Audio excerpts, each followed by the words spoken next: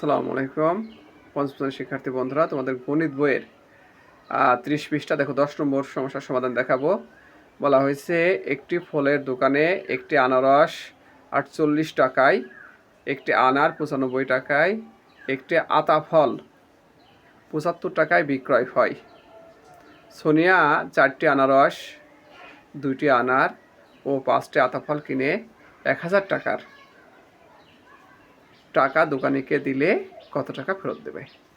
দেখো, এখানে 10 নম্বরে প্রথমেই যে জিনিসটা আমাদের মনে রাখতে হবে, তো সেলিনা 4টি আনারস কিনছে, তাই না? তাহলে 4টি আনারসের দাম, 4টি আনারসের দাম, তাহলে একটির দাম কত? একটির দাম হচ্ছে 48 টাকা। তাহলে 4টির দাম কত হবে? 4 গুণ, তাহলে 48 গুণ 4 টাকা। এই টাকা সে আনারস কিনছে, তাহলে দেখি কত হয় গুণ করলে। 4 32, 2 হাতে 3, 16 আর 3 19, 192 টাকার আনারস কিনছে। আর কি কিনছে? 2টি আনার, তাহলে 2টি আনারের দাম, 2টি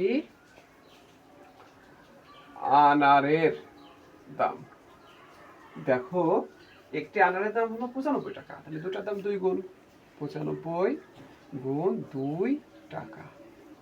তাহলে কত হয়? 10-এর 0 হাতে 1 18কে 19, 190 টাকা। আর কিনেছে তোমার 5টি আতা ফল, লিখতে পারি 5টি আতা ফলের দাম, আতা ফলের দাম। একটি আতা ফলের দাম কত? দেখো এখানে দেওয়া আছে 75 টাকা, তাহলে 5টির দাম 5 গুণ, 75 গুণন 5 টাকা। তাহলে কত হয়? 5 5 25, 5 হাতে 2, 5 7 35, 36 37 এত টাকা। এখন আমরা দেখো মোট দাম কত হয়। মোট দাম, মোট অর্থ কি? মোট অর্থ হচ্ছে যোগ।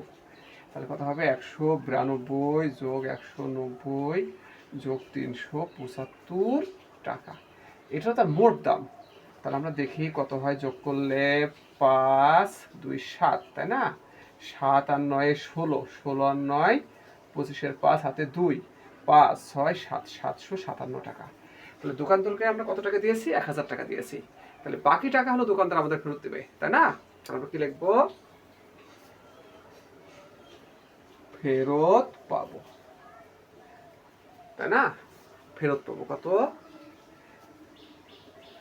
1000 বিয়োগ 757 টাকা। দেখি সমান কত হয়। 7 আছে কত হলে 10 হবে, 3 হলে হাতে 1, 6 আছে কত হলে 10 হবে, 4 হলে হাতে 1, 8 আছে কত হলে 10 হবে, 2 হবে।